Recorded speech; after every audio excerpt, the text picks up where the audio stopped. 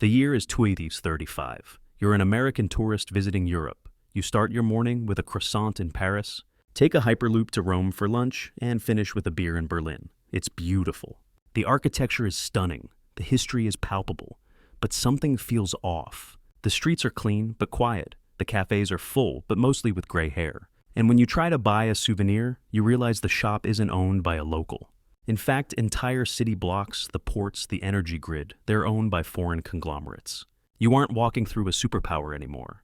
You're walking through the world's most expensive open-air museum.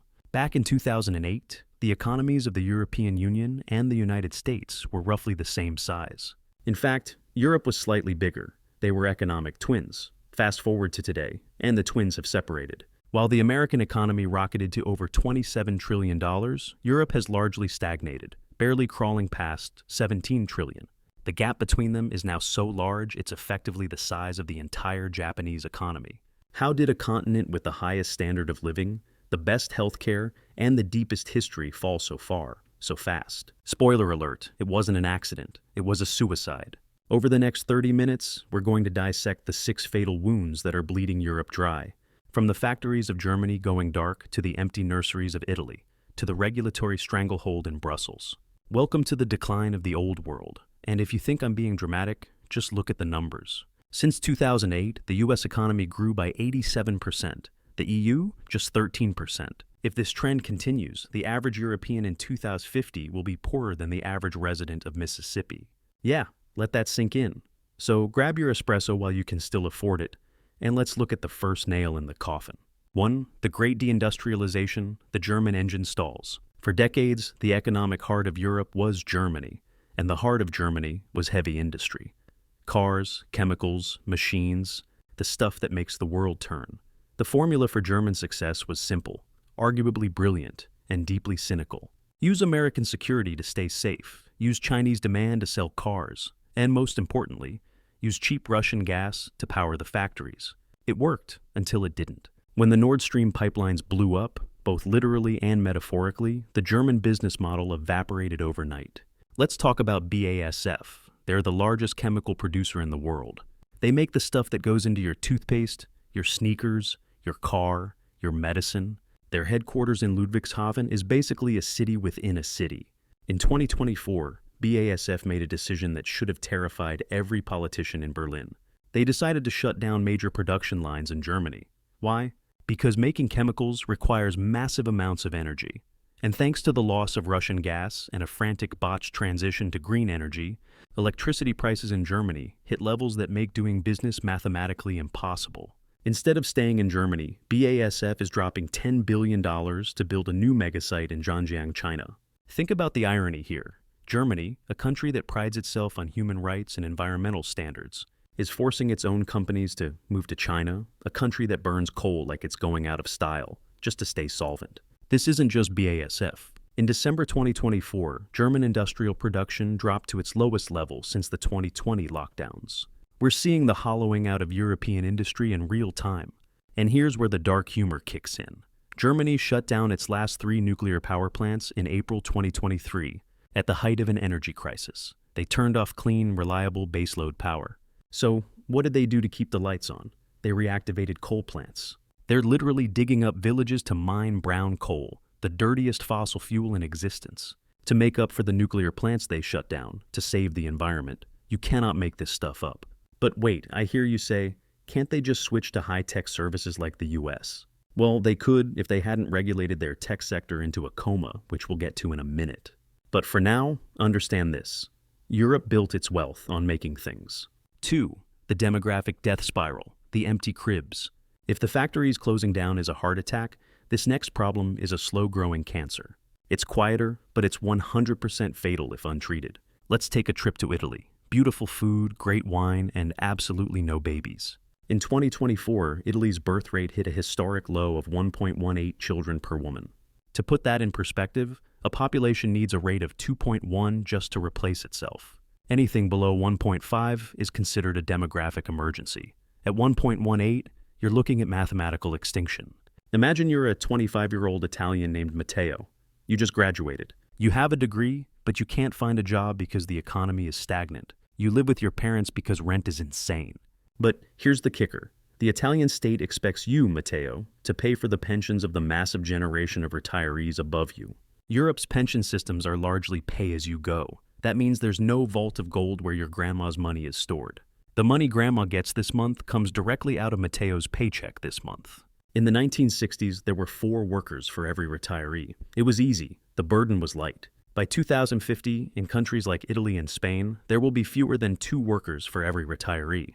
Do the math. If 2 people have to pay for the full living expenses, healthcare, and pension of a third person, plus their own expenses, plus the taxes to run the government, what happens? Taxes go up. Massive, crushing taxes. And when taxes go up on labor, what does Matteo do?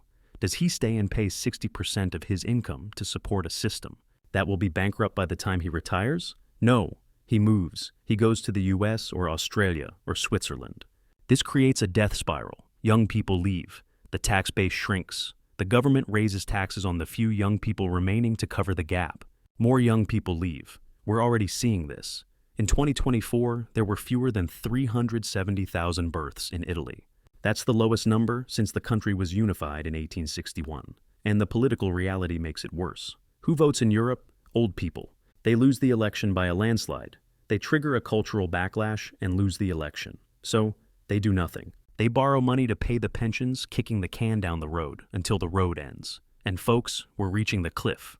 Quick question for the comments. If you were Matteo, would you stay and pay the taxes, or would you leave? Let me know below. We're only 2 points in and we've already deindustrialized Germany and depopulated Italy. But surely Europe has a plan for the future, right? Surely they're building the next Google, the next Nvidia, the next AI giant to save them. Oh, you sweet summer child. 3. The innovation vacuum, the tech graveyard. Here's a quick pop quiz. Name a European smartphone. Nokia? Dead. Ericsson? Dead. Okay, name a European search engine. Exactly. Now name a European social media network. If you said Mastodon, you're technically correct, but you're also a nerd, and nobody invites you to parties. The harsh reality is that the modern economy is digital, and Europe is effectively a digital colony of the United States. Look at the Magnificent Seven: Apple, Microsoft, Google, Amazon, Nvidia, Meta, Tesla.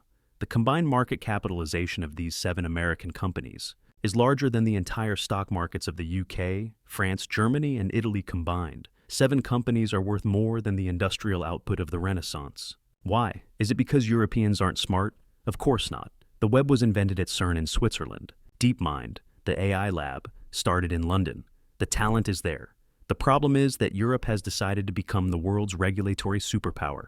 There's an old joke in global business. The United States innovates, China replicates, Europe regulates.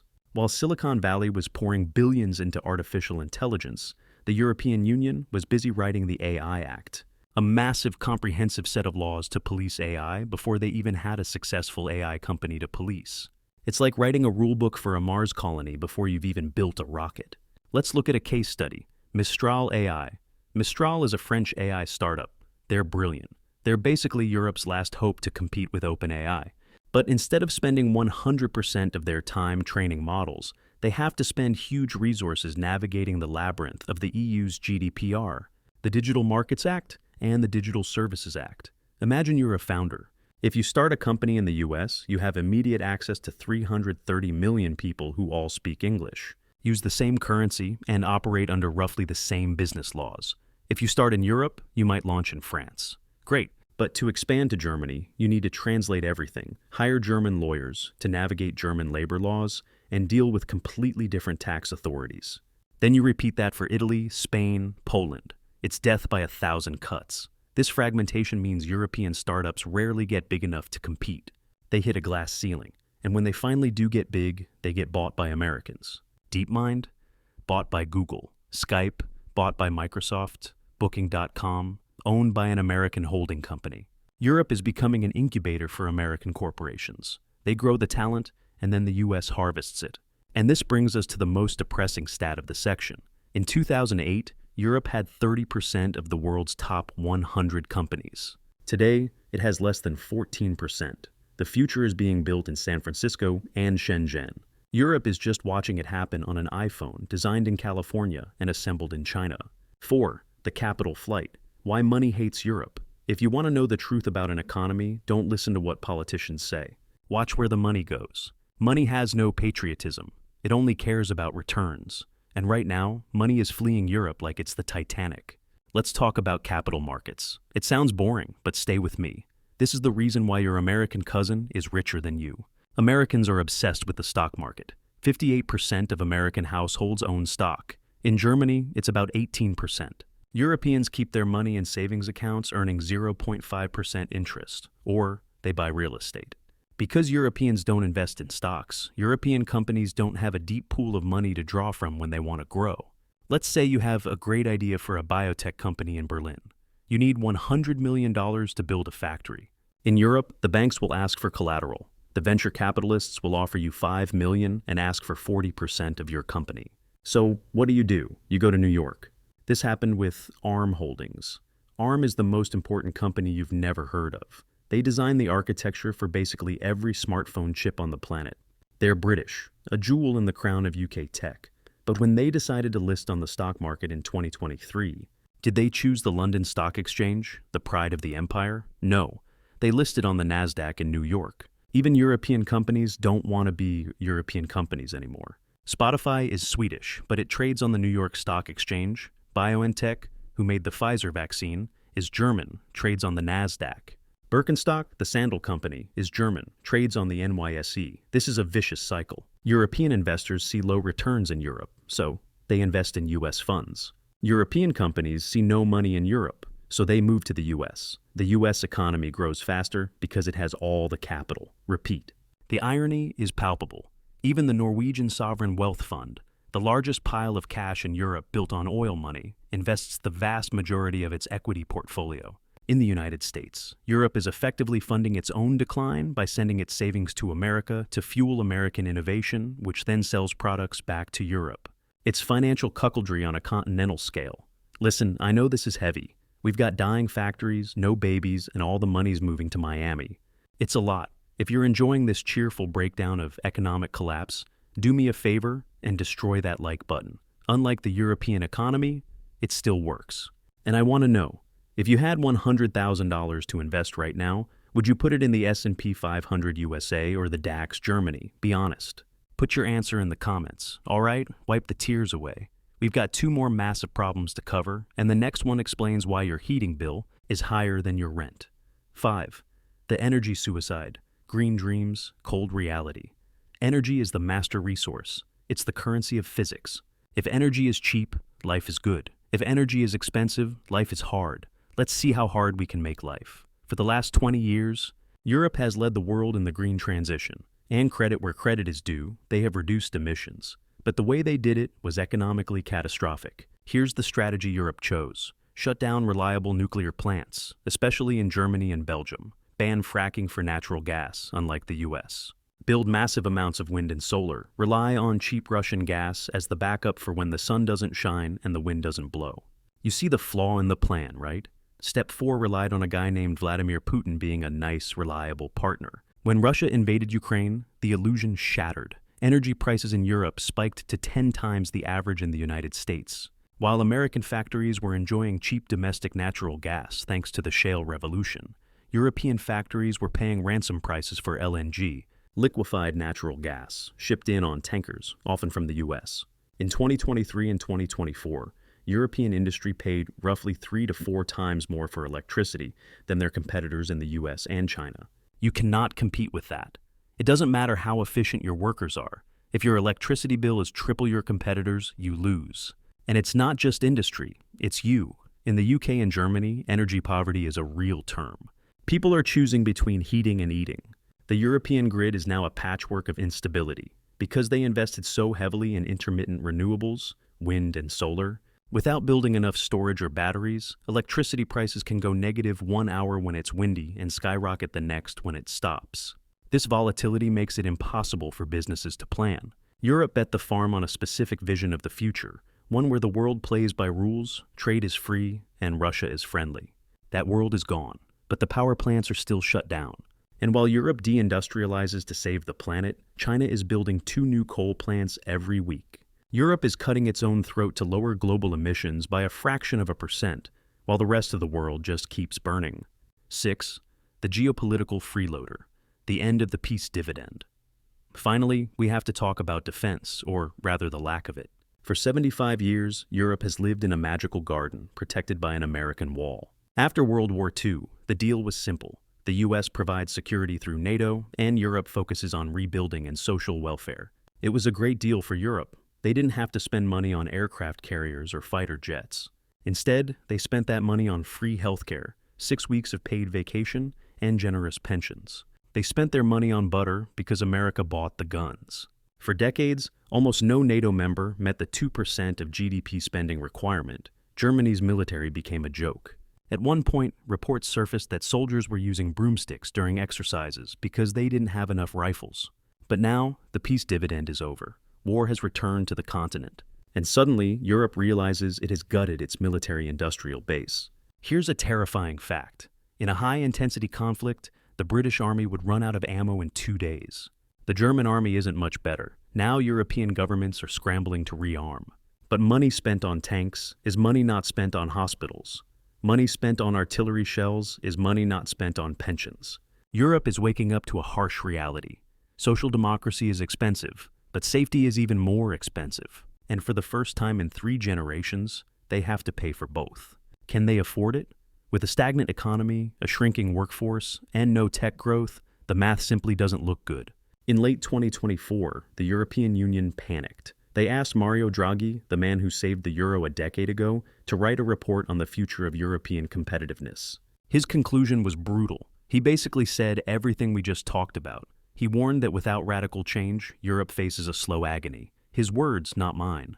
Draghi called for massive investment, $800 billion per year to catch up to the US and China. That's 2 Marshall Plans every single year. But here's the tragedy. To get that money, Europe needs to unify. It needs to issue common debt. It needs to slash regulation. It needs to stop being 27 little countries in a trench coat and start acting like one superpower. And right now, the political will just isn't there. Germany doesn't want to pay for Italy's debt. France wants to protect its farmers. Hungary is doing whatever Hungary is doing. So, we're left with 2 possible futures. Future A, the Renaissance. Europe wakes up. They cut the red tape. They embrace nuclear power. They incentivize families. They create a capital market that rivals Wall Street. It will be painful. It will require sacrifice, but it saves the continent. Future B, the museum. This is the path we're on now. Europe becomes a beautiful, stagnant retirement home for the world. The rich will visit to see the Colosseum and the Eiffel Tower. They'll stay in hotels owned by Americans, eat food imported from Africa, and be served by an underclass of immigrants, while the native population slowly fades away.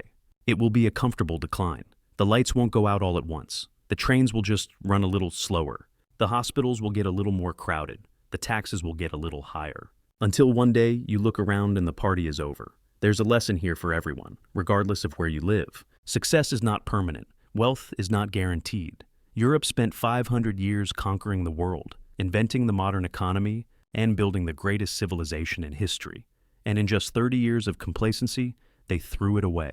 If it can happen to them, it can happen to anyone. I don't want Europe to fail. I love Europe. The world needs a strong Europe, but the math doesn't care about our feelings. If you found this analysis depressing, good. That means you were paying attention.